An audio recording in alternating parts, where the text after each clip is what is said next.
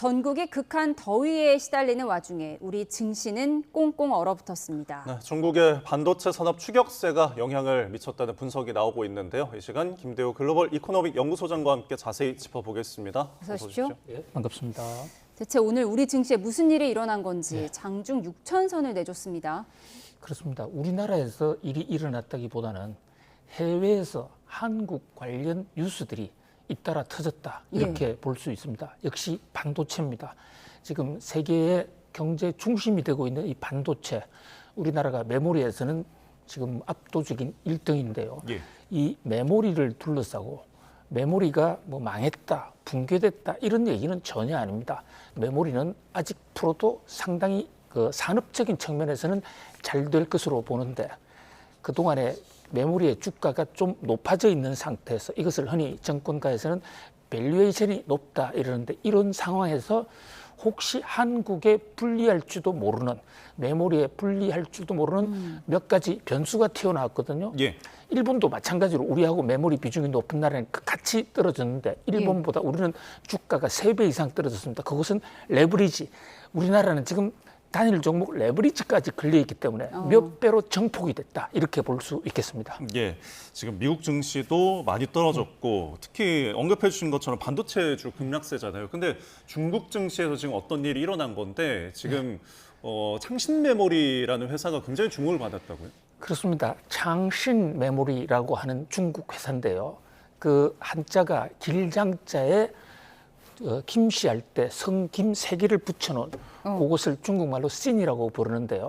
한마디로 뜻풀이를 하면 영원히 번영한다는 뜻이 창신 메모리고 영어로는 저것이 CXMT라는 회사입니다. 중국에 있는 메모리 반도체 회사 중에서는 가장 먼저 생겼고 가장 오래된 회사인데요. 저 회사가 상장을 한 겁니다. 증권시장에 이제 거래한다라고 상하이 증시에 올라갔습니다. 그런데 하루 만에 480% 거의 뭐 5배 이상 폭발적인 성장률을 보였거든요. 이렇게 인기가 이제 높으니까 중국의 반도체 입장 창신 메모리 입장에서는 상장하면서 일단 수조 원의 돈을 빨아들였습니다.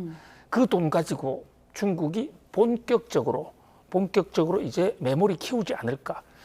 시진핑 국가주석이 사실 1998년, 99년부터 이미 중국의 메모리를 키우겠다, 굴기를 시키겠다라고 오랫동안 노력해 왔었는데 이제 드디어 시장에 풀어놓고 시장의 돈까지 흡수해 가는구나. 그게 첫 번째고요. 자, 또 하나는 돈을 끌어모은 것도 있지만 CXMT가 지금 그래도 다른 나라보다는 늦게 상장을 했으니까 아직 주가가 시장 가격으로 많이 반영이 안 돼 있을 것이라고 보고 전 세계에서 저 CXMT 투기 열풍이 일어났습니다. 자, 지금 미국이나 유럽에서 중국 주식을 바로 사는 것은 굉장히 절차가 복잡해요. 바로 살 수는 없으니까 가상화폐 거래소에서 CXMT 비트코인을 만들어 놓은 겁니다. 그래가지고 거기에 투기를 막 하는 그래서 전 세계적으로 CXMT의 돌풍이 일어나니까 그동안에 메모리의 수혜를 받았던 한국, 일본, 대만에서 무게중심이 중국으로 넘어가는 거 아니냐. 기술도 돈도 중국으로 다 넘어갔다가 아니라 넘어갈 수도 있지 않는 어떻게 보면 공포, 또 투자하는 사람 입장에서 기대 이런 것이 자금을 완전히 한국에서 중국으로 빠져나가게 하는 그런 어떤 폭발제가 됐다 이렇게 볼 수 있겠습니다. 일단 오늘은 중국 창신 메모리 상장 이슈가 있어서 돈을 빨아들였다 이렇게 해석을 하면 되는데 그럼 장기적으로 정말 이 창신 메모리가 우리의 삼성전자와 SK하이닉스에 견줄 만한 경쟁자가 될 수 있느냐 이게 중요한 거잖아요. 제가 중국 방문을 했을 때 창신 메모리 가보고 깜짝 놀란 적이 있는데요. 창신 메모리에 한국어가 통합니다. 이게 무슨 얘기냐면 워낙 그동안에 삼성전자나 SK하이닉스에서 인재들을 많이 스카우트해 갔어요. 길거리 뭐 그냥 커피 한 잔 마시는데도 한국말. 그러니까 오래전부터 한국의 우수한 인재들 엄청나게 몰고 갔습니다. 그리고 창신 이 메모리는요. 중국 반도체 회사 중에는 유일하게 특허 분쟁을 별로 안 겪는 상당히 강한 나라예요.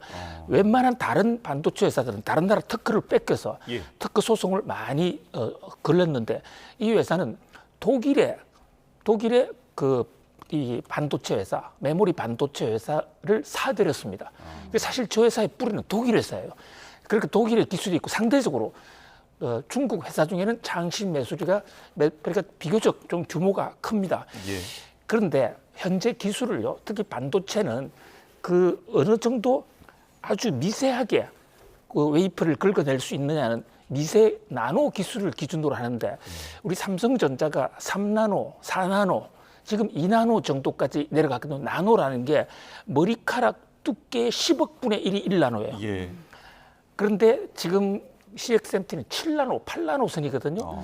그래서 고가품 시장에서는 경쟁 상대가 못 됩니다. 예. CXMT가 아무리 지금 돈을 끌어모아도 우리나라 삼성전자나 SK 하이닉스하고 최첨단 제품에서는 경쟁이 거의 불가능해요. 근데 예. 문제는 7나노, 8나노 같은 이런 이제 요즘 볼 때는 좀 저사양의 이런 그 반도체 제품도 웬만한 전자제품, 뭐 디지털 기기, 세탁기 이런 데는 들어가도 작동이 되거든요. 예. 그러니까 우리가 2나노 같은 이런 것은 인공지능 최첨단에서는 우리가 압도적인 우위지만 이른바 레가시 메모리라는 그 좀 사양이 낡은 그런 데서는 이 중국 반도체가 많이 따라와 있는데 문제는 거기서 가격이 우리나라보다도 엄청 쌉니다. 뭐 10%, 20%싼 게 아니고 그냥 10분의 1. 그냥 10토막 중 한 토막만 받는다. 네. 이런 식으로 엄청나게 싸게 받거든요. 예. 그러니까 최근에 삼성전자나 SK 하이닉스, 일본의 키옥시아 같은 회사들도요. HBM에서 돈도 벌었지만 그거보다 돈 많이 더 번 데가 전반적으로 메모리의 수요가 폭증하면서 레가시라는 전통 좀 저사양 메모리 가격이 폭등했는데 저 CXMT가 본격적으로 나오면 예. 가격이 떨어질 것이다. 여전히 기술은 우리나라나 일본보다 중국보다는 압도적으로 앞서지만 저사양 부분에서 수익률이 급속하게 떨어질 수 있다. 이 대목이 상당히 시장에 충격을 준 핵심 포인트다. 이렇게 볼 수 있습니다. 사실 지금 뭐 반도체 시장에서는 중국이 이렇게 국가적으로 지원을 하면서 키우니까 중국 정부와 싸운다라는 이야기가 나오는데 지금 이 창신 메모리 1위의 어떤 뉴스도 전해졌지만 심자회선 노광 장비 생산을 중국에서 시작했다라는 부분도 굉장히 큰 뉴스로 전해지더라고요. 바로 그게 핵심입니다. 잘 지적해 주셨는데요. 지금 창신 메모리 하나만 상장했으면 뭐 싼 게 비지트가 아니야. 예. 우리 중국이 한국 따라오기는 아직 멀었어. 실제로 기술도 많이 멀었는데 지금 말씀드린 이 노광 장비라는 게 반도체의 아주 미세 공정, 이 나노 기술을 하는데 필수적인 장비거든요. 예. 그런데 트럼프 대통령이 저걸 한 10년 전부터 미국에 수출하지 말라 해서 금지를 하고 있어요. 저 미국이 중국에. 예. 근데 이 극자외선 노광 장비를 만들어내는 거의 유일한 기관이 네덜란드 ASML이라는 회사예요. 근데 거기에 중국 수출을 안 하고 있다고요. 그래서 그동안에 시진핑 국가주석이 아무리 용을 써도 한국 근처에도 따라오지 못했거든요. 예. 그런데 밤사이에 어떤 뉴스가 나왔냐면요. 아니 중국에서 노광 장비를 만들어냈다. 이게 중국 정부가 발표한 것도 아닌데 미국 언론의 보도가 나온 겁니다. 예. 그래서 그동안에 미국이 중국에 팔지 못하게 하니까 중국 스스로 자체 개발을 했는데 이번에 상당한 성공을 거두어서 핵심 노광 장비의 한 분야를 대량 생산을 시작했다. 네. 이런 보도가 나온 겁니다. 자, 그러면 이게 창신 메모리하고 왜 묶여 있냐면 그 중국이 만약에 노광 장비를 만드는 게 사실이라면 그것을 창신 컴퓨터가 가져가서 또 돈도 들어왔지 않습니까? 예. 그렇게 만들기 시작하면 이 창신 메모리도 나노, 2나노, 3나노 도전할 수 있잖아요. 네. 이게 공포를 줬다 이렇게 볼 수 있습니다. 네. 같은 개념으로 항상 이제 중국이 두려운 거는 싼 가격 경쟁력으로 지배력 네. 높이는 건데 지금 AI 분야에서도 중국의 지배력이 높아가면서 또 미국 AI 기업에 대한 우려도 커지고 있는 상황이거든요. 이 모든 것이 우리 기업들에는 악재가 되는 거죠. 그렇습니다. 예. 지금 앵커님은 더 깊은 정말 심지에 있는 요즘의 미국의 고민을 딱 잡아 지적을 해 주셨는데요. 지금 반도체든 인공지능 저 돌풍이 나오기 시작한 게 2022년, 23년 오픈 AI라는 회사에서 인공지능을 개발하면서부터 시작이 됐고 예. 그 오픈 AI가 엔비디아 GPU를 사가기 시작하면서 오늘의 지금 인공지능 혁명이 시작이 됐지 않습니까? 그러면 오픈 AI가 2022년, 23년에 이미 개발한 거, 그게 엄청나게 많은 비싼 엔비디아 반도체를 가서 집어넣어서 지금 이제 간신히 이 기술을 선도해 가는데, 최근에 중국에서 두 회사가 하나도 아닙니다. 작년에는 립시크라는 회사가, 올해는 문샷이라는 회사가 나타나서, 아니 우리 미국의 오픈 AI하고 거의 성능 똑같은 거 개발했어, 이렇게 발표를 해버린 겁니다. 네. 그런데 뭐 개발할 수도 있겠죠. 더 중요한 것은 우리는 미국의 오픈 AI처럼 그렇게 비싼 반도체 안 써. 예. 싸게 개발했어.